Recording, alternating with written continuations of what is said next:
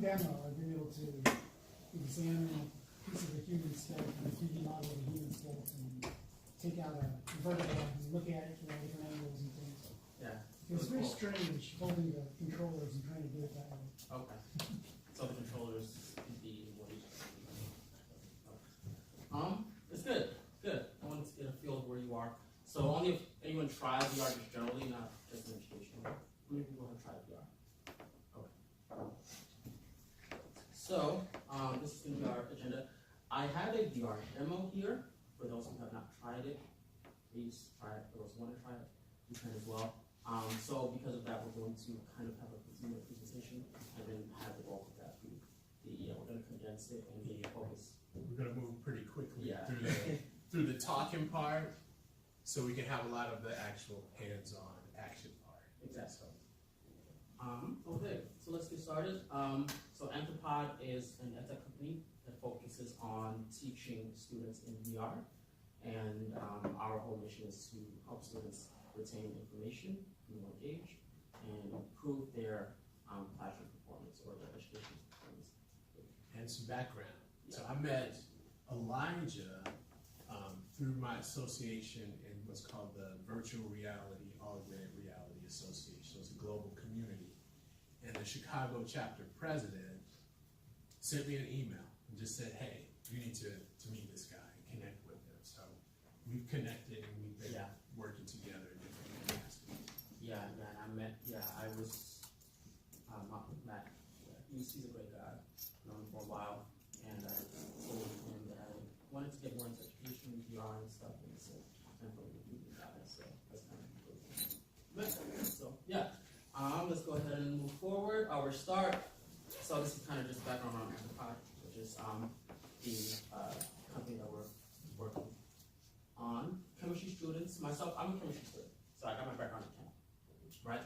And you're saying, how did you get into VR? So my closest friends are CS majors. The reason why we started Anthropod was because I was struggling in orgo. If anybody knows orgo, anybody know organic chemistry? Everyone struggles in orgo. So orgo is my main problem with it was stereoisomers. So stereoisomers were really difficult for me to remember, well, imagine, and then apply that to questions. She's like smiling, she's like, I understand. So usually they give you a ball and stick model, which is fine, but it's not functional because by the time you're actually going to finish making it, you realize that you A, know what you're gonna make, and B, wasted like the past 5 minutes of school. So I talked to a friend of mine who was working on EK1, which is the development kit one prior to Oculus actually releasing to the public, the consumer public. And we started developing that would allow students to be able to see molecules and work with them in chemistry in VR. So that's kind of where we started. So yeah, we realized there's a huge opportunity for efficiency and engagement. So that's what led to us. So Nick Segretti, he's the CS major. We're both DePaul alum, and all three of us are DePaul alum. Scientists are marketing. Okay, mission statement: to improve student retention, engagement, and performance. And we do that from a student and teacher-centric focus, and you'll understand that once I get more into this. So the significance of education and virtual reality.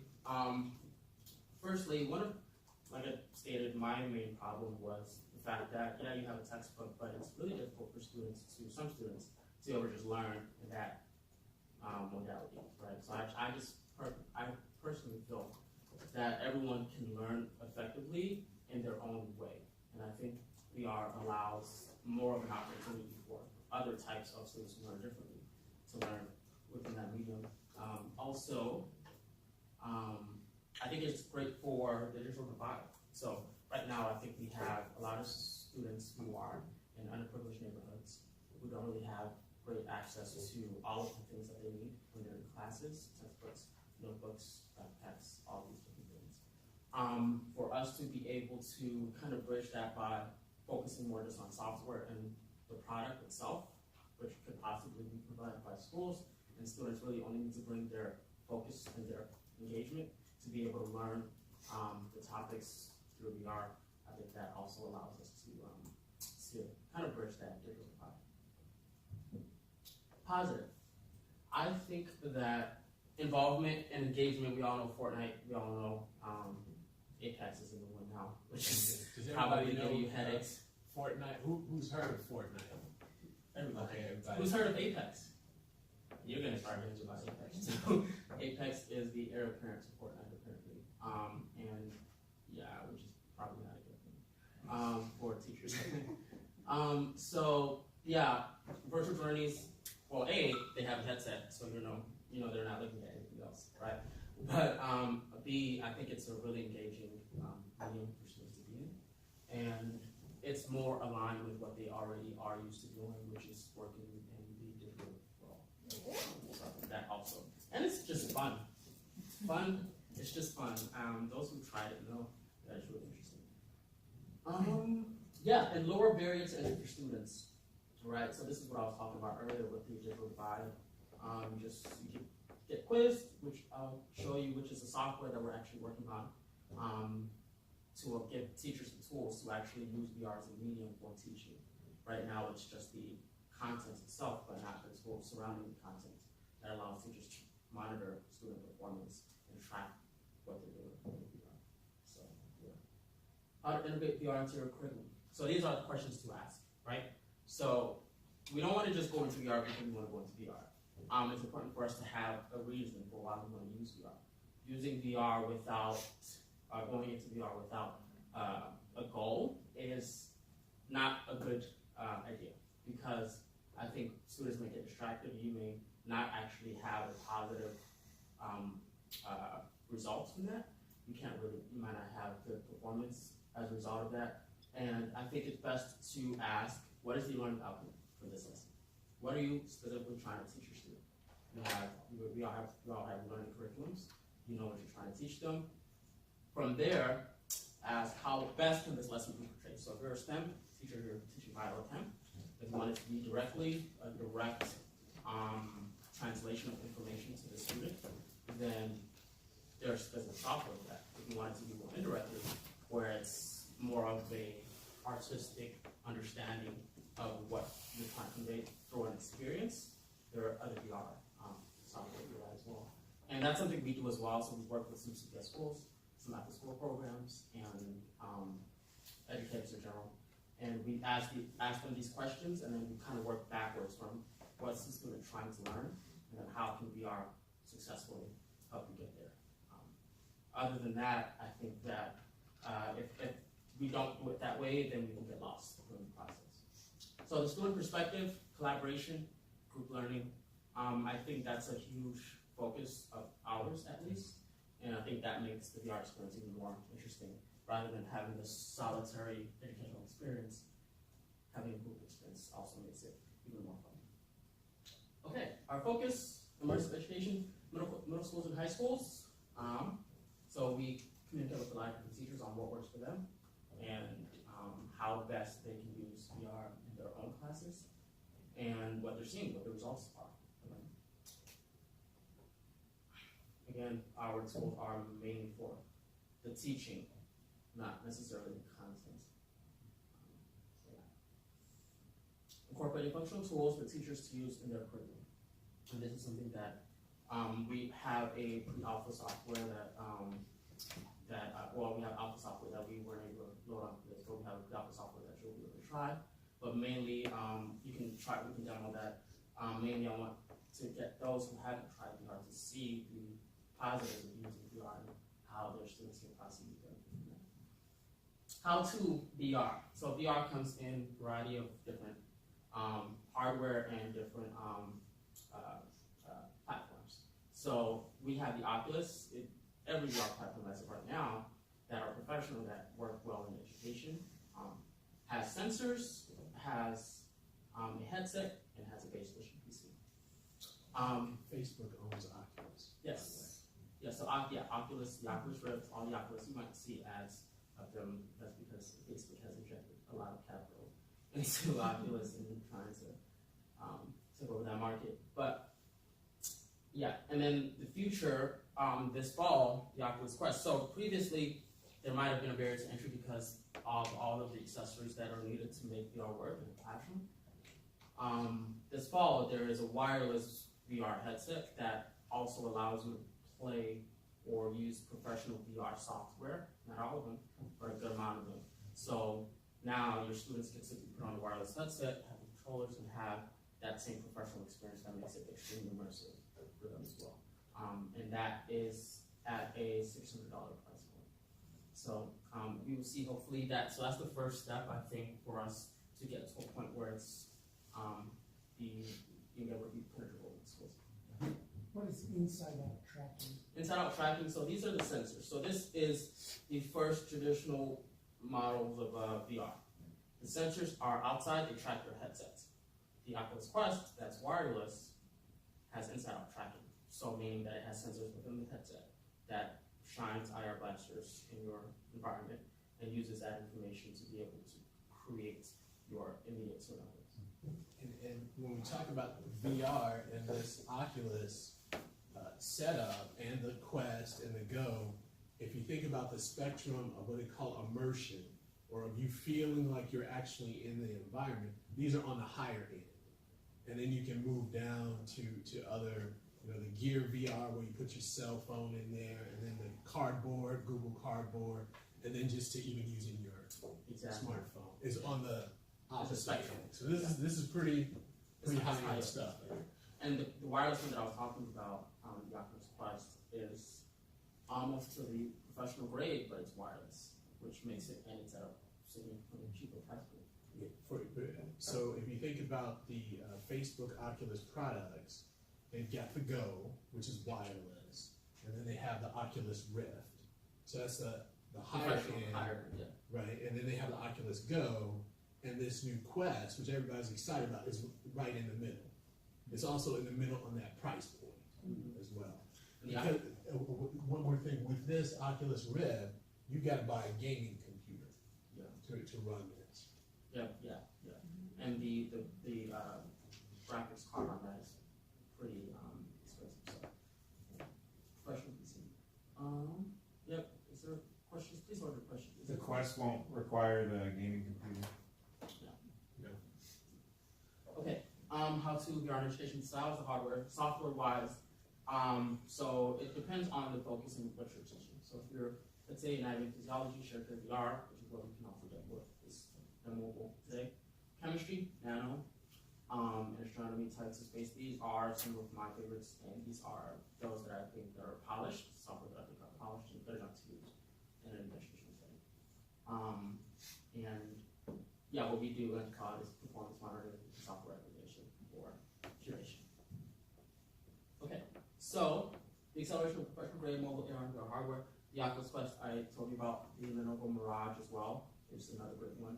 Music play. These are alternatives that have their own pros and cons, high resolution, maybe lower latency. But the Oculus Quest, I would think, because they were first to give a really solid platform, they're kind of ahead of the pack right now. Also, it's making it simple for everyone to use.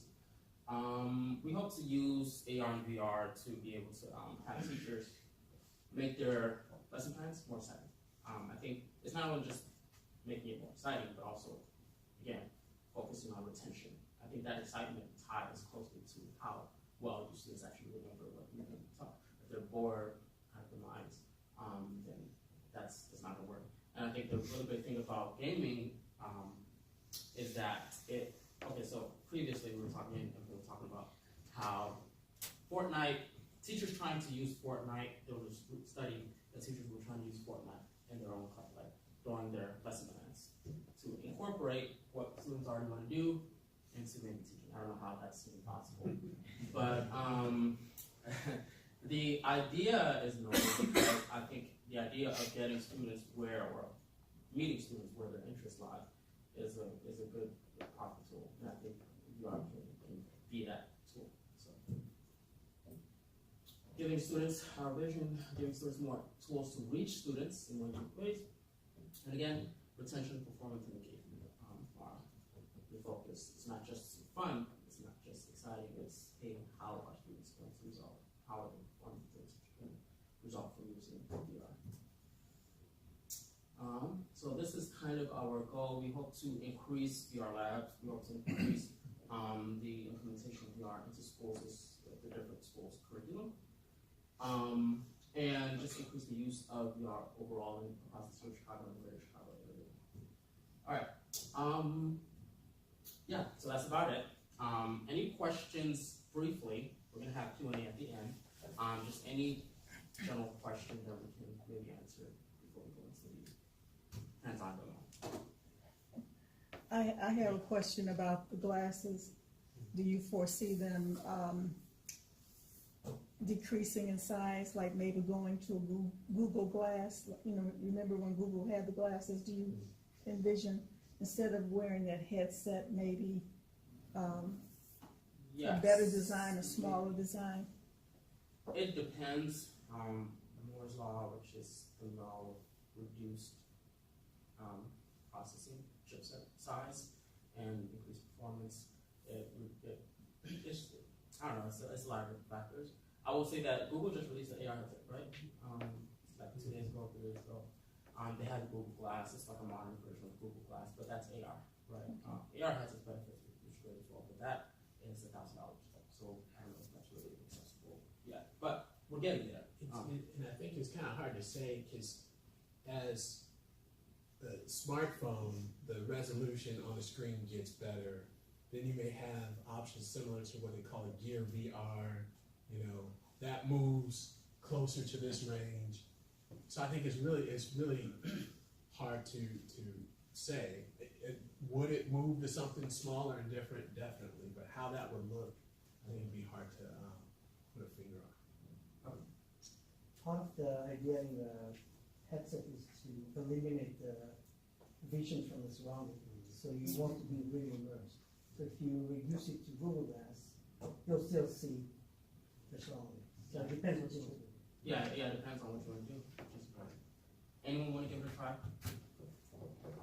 Volunteers. Okay. What am I gonna do? So you got the headset, you put the headset on, and there's 2 hand controllers. So,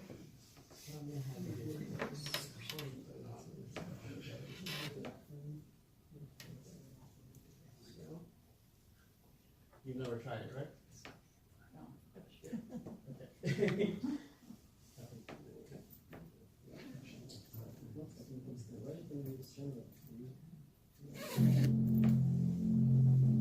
So now you'll see what she's seeing on the screen.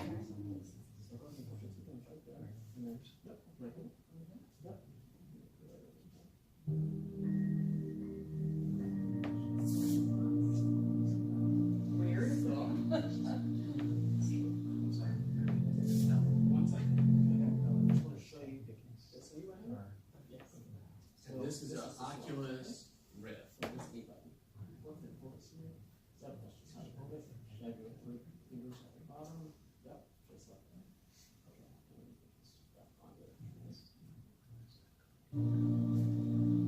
So go ahead and look at yeah, where's the you see a reticle? Like a circle? Yeah. Point to quiz and select it.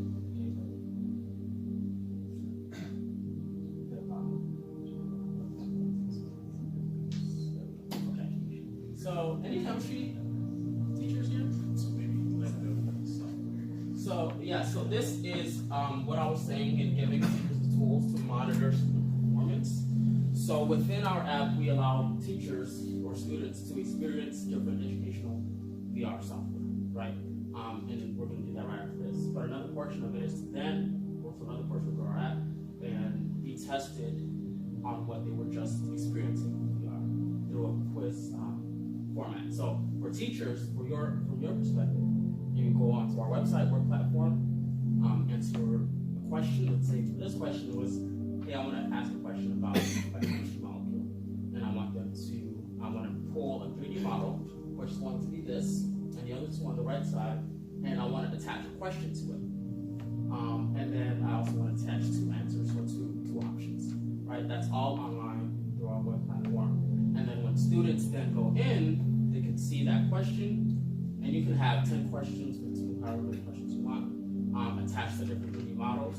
And when students go on our software app, log in, and they take the quiz or they take the learning module. So go ahead and read that for me. What does that say? On the left is the Chiral Center. Select the option on the right. That is the R enantiomer. So anyone know what an enantiomer is? It's the mirror image. Yeah. Okay. So what do you think this is? Yeah. Okay. So she already selected an option. Okay. Okay. So. That tells me I'm incorrect. So that's good. Yeah. So the R is clockwise rotation of the Chiral Center, and if you look to the right, the clockwise rotation is the top molecule. So you notice that the green is at the top. On the question it says green is 1, blue is 2, red is 3. That's how you orient it by priority group. So priority group is by mass. So the highest mass would be 1, second highest mass would be 2, third highest mass would be 3.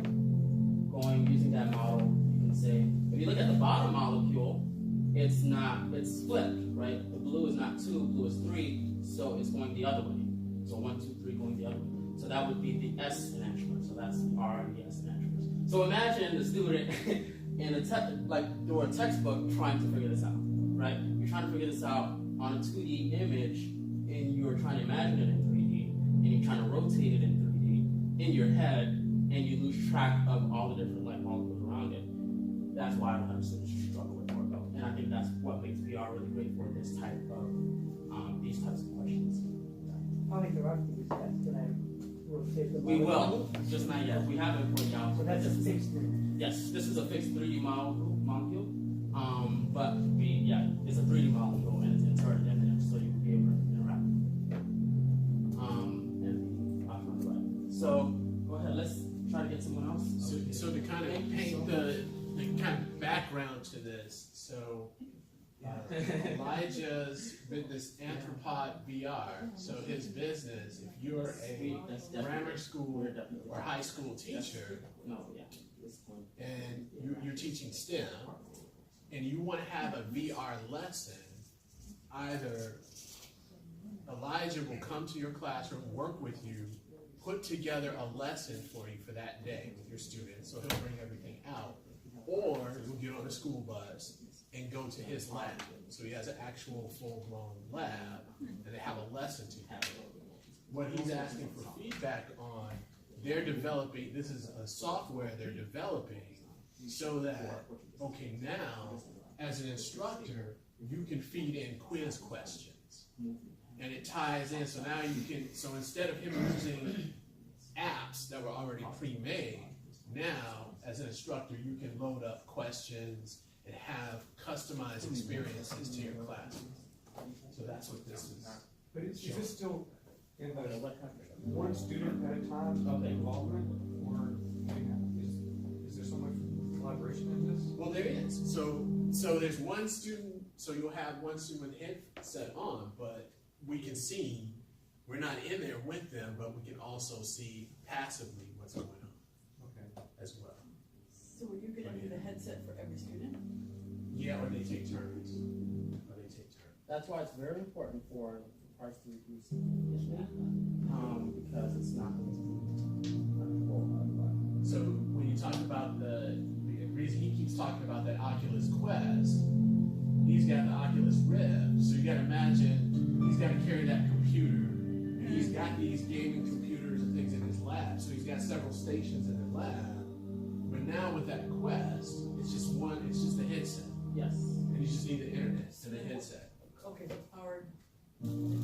software is over the internet for the Quest. Yeah. How does it work, I guess? How do you plug it in and you charge Plug it? it in from this.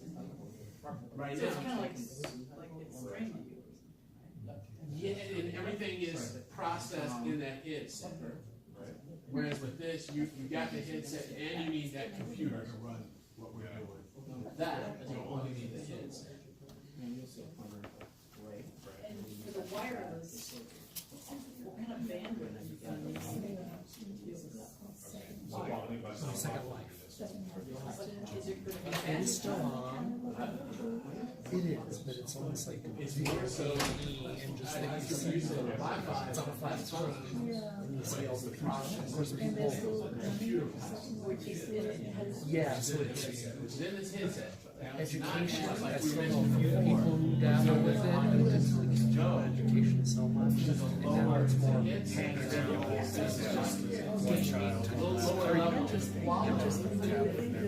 This is And of course, there's pieces of those things out there.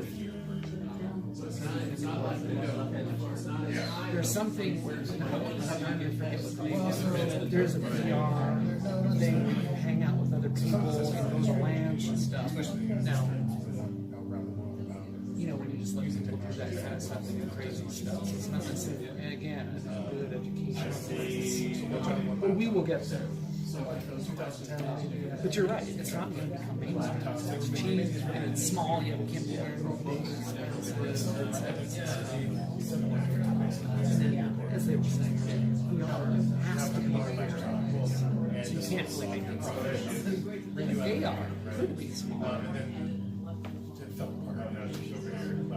Because this, I hate to say it, but this reminds me of something supporting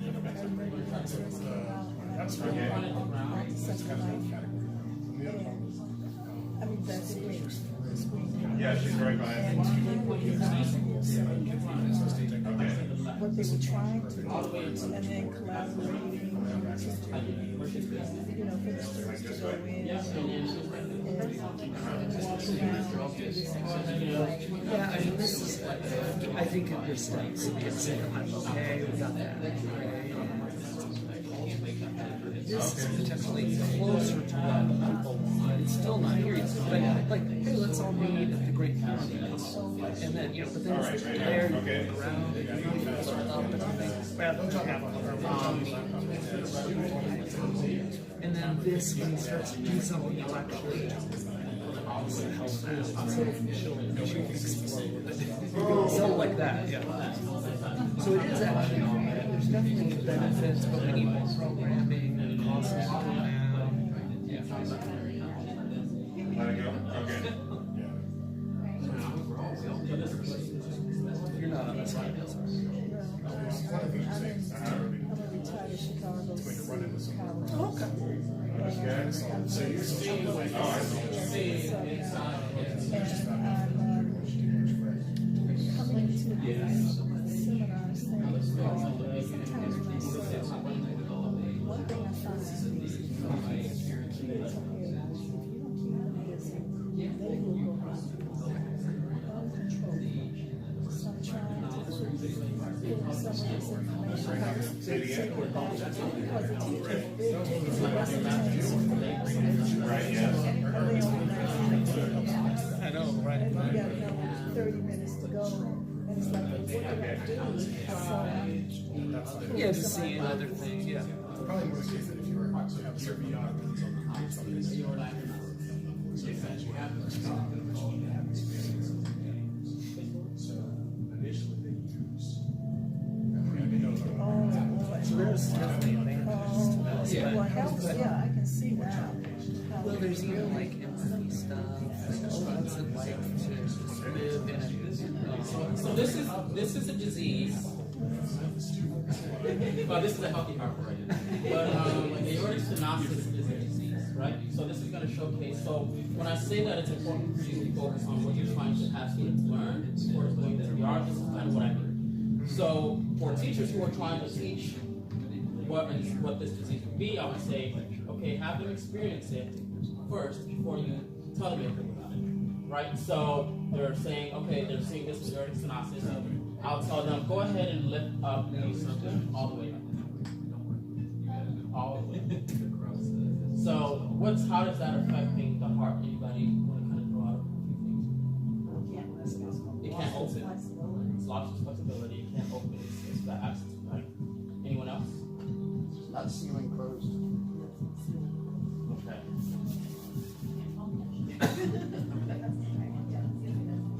If you click to the left, you see the left valve. No, if you click towards the valve yourself, and you just Yeah. and then click it, and then go ahead and raise it again.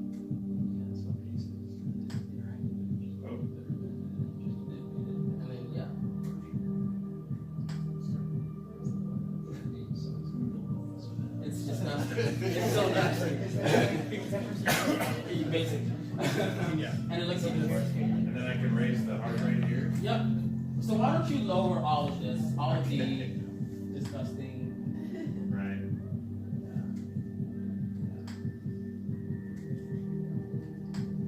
You know, yesterday I had a great question about, how do you use this? How is this important for the classroom? And then I was thinking about watching this.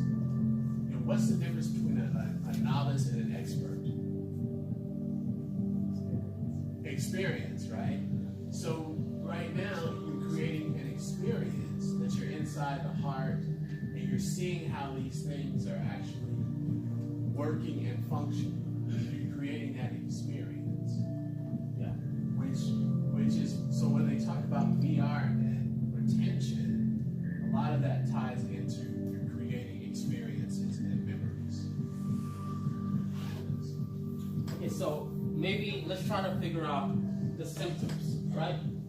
So what do you think the symptoms of what this does would have on the human body? So maybe someone said like, what are the symptoms that you think? Efficient blood flow. Efficient blood flow, okay. Difficulty breathing. Okay. Anyone else? So yeah. Moving and exercising. Okay. No, these are great. These are all answers. And fatigue, you said fatigue? So actually I'm gonna go with the overview. Aortic stenosis, narrowing of the valve and the large blood vessel branching off the heart, the aorta. This keeps the valve from opening fully, reducing blood flow to the body, making the heart work harder. Symptoms are causing chest pain, the heart rate weaken, shortness of breath, and fatigue. Numbness in the extremities. So we were all able to understand what this disease is without even knowing what the definition is, by seeing it happen, right? And that's kind of what I mean when I say that there is information that is learned outside of just definitions, from experience, kind of lately. And that's our focus. We want there to be learning experiences that specifically teach you something, and you're not just using VR just to use VR. That the VR, the effectiveness of VR is seen and it's used, and it's made sure that it's used. So let's do one more. Okay, I want you. Let's try the heart. Click the health symbol one more time. Yeah, and then let's go to the brain. Let's go to your brain. Go left side. Brain. Let's do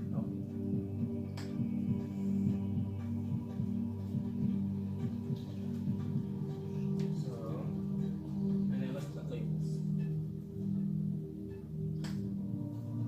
So it also allows you to see literally every part of the human brain. Now if you move that circle to the top left, and then look at the brain, you'll see how it changes. And you move it to the right.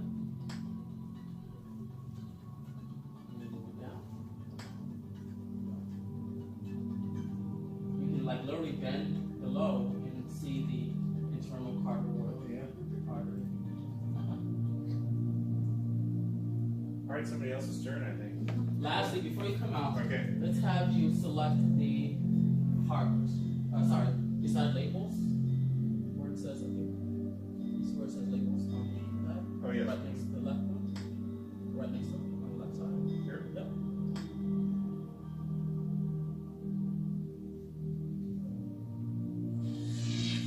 So anybody know what's happening here?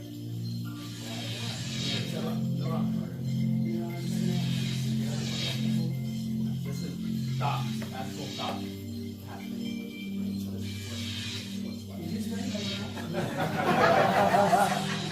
Yeah, in everybody's brain, all of our brains. So yeah, that's what I did. All right. So we're adults and we're like, this is cool. Imagine the experience of kids.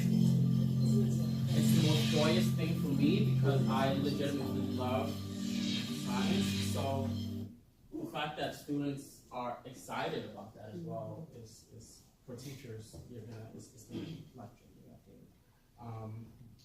I'm such a huge proponent. Last person? Yeah. No, I just had a question. How do you can you rotate it without having to bend?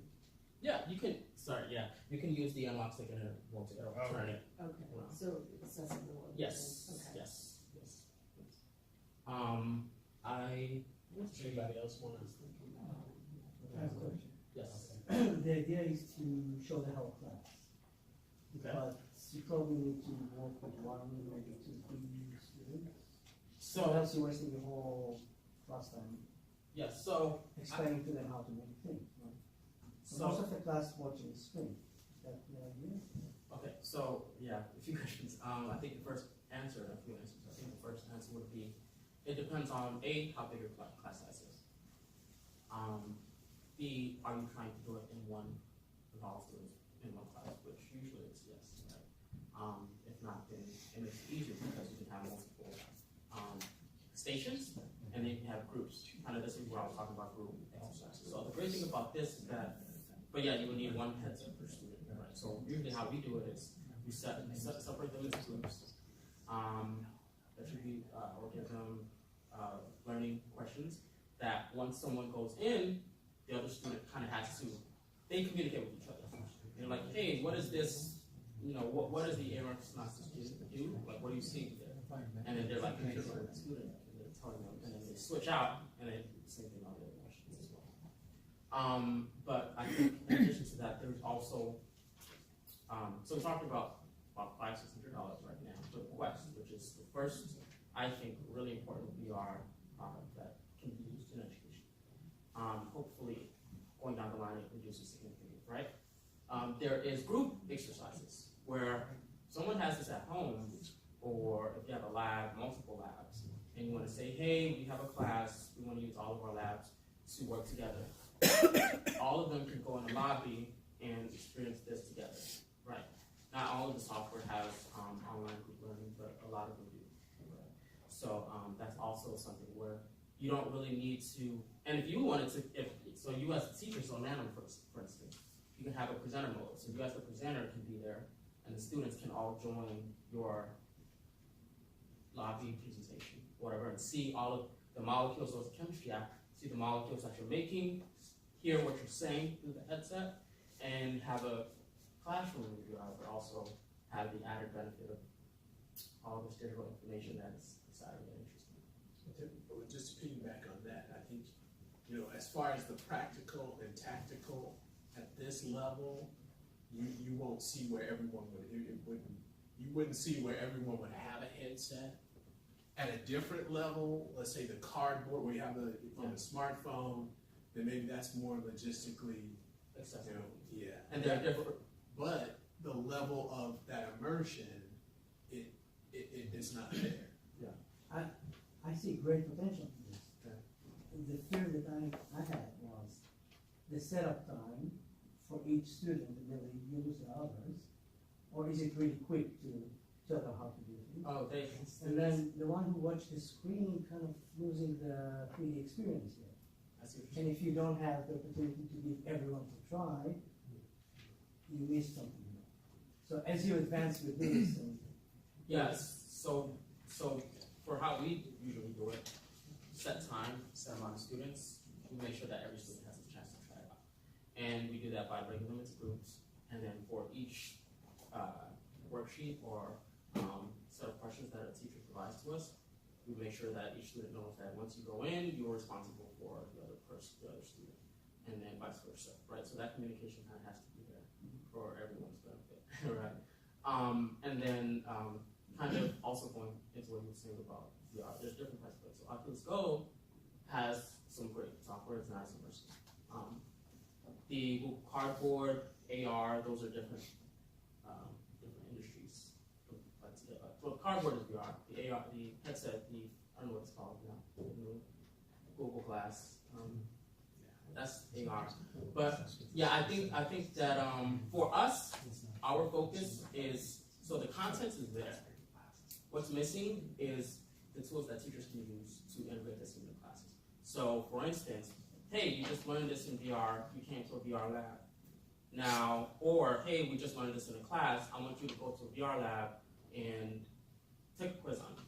So for me, me, if I was doing an organic chemistry quiz, it would be much easier for me to see what I'm being taught with that question that you saw and answer effectively than if I were to just look at it through a textbook. So that's what I mean when I say some subjects and some things that you're trying to teach works amazing in VR. Not everything is for VR. And that's kind of where I come in when I talk to teachers. So if you have any questions, please email me or I'll be more than glad to teach schools. Well, just before that, I just wanted to add, when I came to the lab, the other thing to think about, which ties into what Colin was saying in his keynote, and he mentioned about the digital divide. You got to think, a lot of these students would never have the opportunity to even see or interact with this type of technology. So they're getting that exposure beyond the lesson and the immersion. They're getting to see something like this and to interact with it and use it. So I think that's really remarkable as well. Do you see some applications where this could be cost effective? Like, for instance, like biology dissection? Yes. Remember in high school we had frogs because we couldn't afford, fetal pigs and stuff. I'm so glad you brought this up. So usually teachers see the price tag and they think, oh, this is just out of our budget. Well, if we're doing dissections, this is much more cost effective than you doing that. So it just depends. Also, if you're trying to go somewhere, maybe a museum, there are multiple VR tours as well. So there are different avenues. I tell Mfon this all the time, that you have to open up your imagination. Anything that you want to teach can be done with VR, but you need to know what exactly do you want your students to learn. And then, because I think we need to refocus it on that, and then once you do that, then I can help you with whatever else you need. And to your point with that, well, it's not frogs, but the medical school, University of Illinois Medical School, Sure, yeah. use VR, for dissection. Surgical surgery. Yeah, because you can't buy human bodies, but there's about $1,000 cost around a cadaver, so that helps to save on that. And ones with specific diseases or things like that that you may not be able to readily find. Yeah. And it's reusable, right? It's software. So now you're buying multiple different cats or whatever else. You're using what you buy one time. I know there's been some research on how long you should be in a VR headset. Do you have recommendations on? Yeah, so I don't like students to be in there longer than like 45 minutes. Just because if you're gonna do that, definitely take a break. Wait, what'd you say? Come back. They're lost. It's gonna come to a time where they're gonna be spending their time in VR. But there's also, kind of talking about your previous question, there's also laboratories in VR. NACSA is a really great app that has you do experiments, laboratory, like chemistry experiments in VR. So that once you go to university, you can say, oh, I know how to do these types of computations. I know titrations. So there's a lot of different possibilities here. So if you think you want to do something and you're kind of struggling to figure out if you can work for it, definitely give me a call or email. My card is back there, and I also have brochures back there if you wanted to kind of see. I just want to say that, I've got the Oculus Go, and I put that thing on one day, and I was in there for a good, I want to say 3 hours. But here's the thing, you can go in, I've got my Netflix connected to that, so you can go in there, watch Netflix, you go on Facebook, there's a room you can go into, listen to music, and there's an app where you can go, and then people, it's a chat room, but people from all over the world are in there. You want to go in there, you can talk to different people. So it's so much stuff. If you want to watch sports games, go to concerts, so you kind of get sucked into it, You were talking about the presentation mode. In that, while the teacher is presenting, do the students get to see maybe on their screen? So what I was talking about is an online group. So online lobby, it's called in my traditional VR, you come in a group, you connect online, and each person is there, and they can all see what the presenter is doing. So it's like this room, it's like you're coming in a room, but it's like an online room. So it's like an online class. It's like an online class. Exactly. So the teacher could give a lecture on stereoisomers, in VR. and the students will be able to see that. Yep, wherever they are. It doesn't even have to be in that same classroom. It could be on another, as long as they're logging in and connecting to the internet and the VR. Like battle, what do you call it, battle royale, or it's battle royale, not to quote Fortnite, but Battle Royale, yeah. battle royale. Yeah, you have questions? I have a comment. I was just thinking, if anyone's seen Ready Player One? Yeah.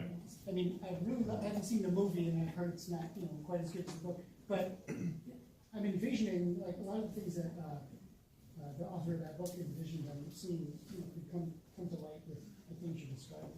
Especially like this, the virtual lobby, and this, the central character goes to school in VR. Yeah, yeah. And I want to kind of highlight the fact that we need it to remain teacher focused because I don't trust corporate monopolies to effectively teach students, right? But I also believe that teachers who are trained in teaching have a really important role to play here, and I think that human interaction will always be something that needs to stay. And yeah, lastly, again, if you haven't signed in, please do so. If you think, I have one question. How best do you think you can use VR? What is missing between you actually incorporating this into your classes? The ability to create our own environments. Okay. Ability to, that's good. Anything else?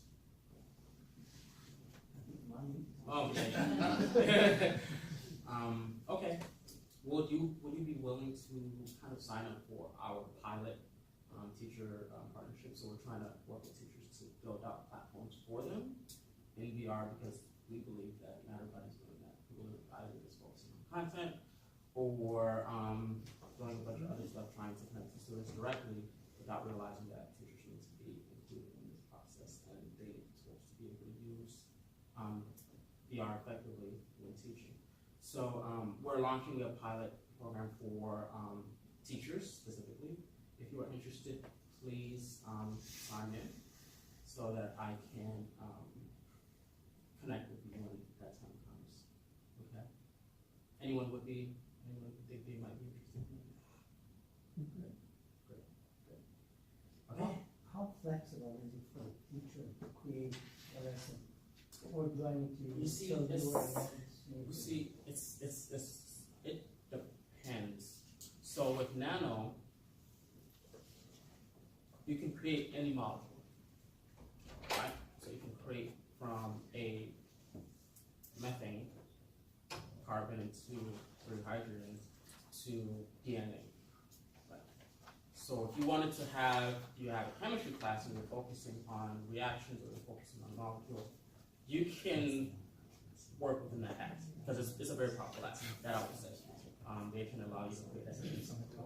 Others, like the anatomy and physiology, you kind of have to be unique and creative in how you use the tools that they give you to be able to get across the lesson every time. That's why I usually start with, what are you trying to teach week by week or month by month or semester by semester, and how can I give you the tools to do that? Because we're not at the point where teachers can create lesson plans from scratch.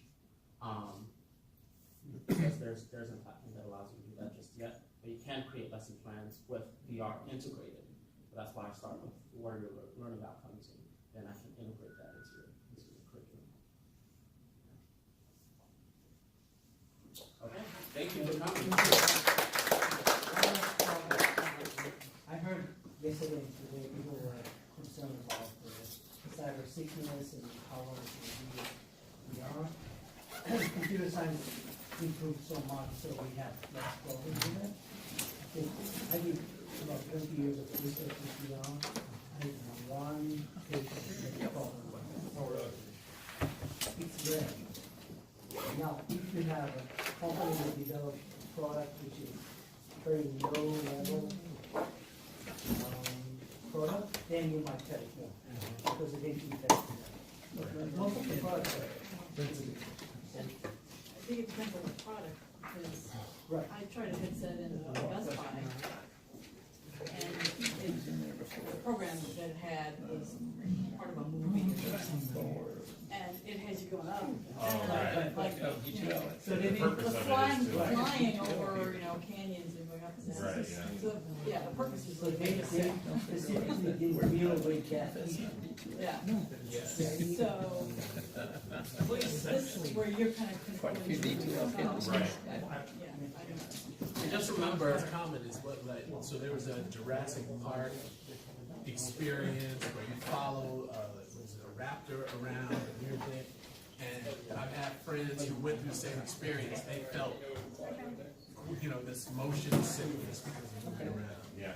Have you used it in a space where you're actually moving your body? You've been presenting it, yes, and very, I don't have that problem. I've played shooting games. Yeah. and do It was cool. different Yeah. I things. never would have Kind of a attended room because that I is empty. don't know what I would do with that Move individual around in session.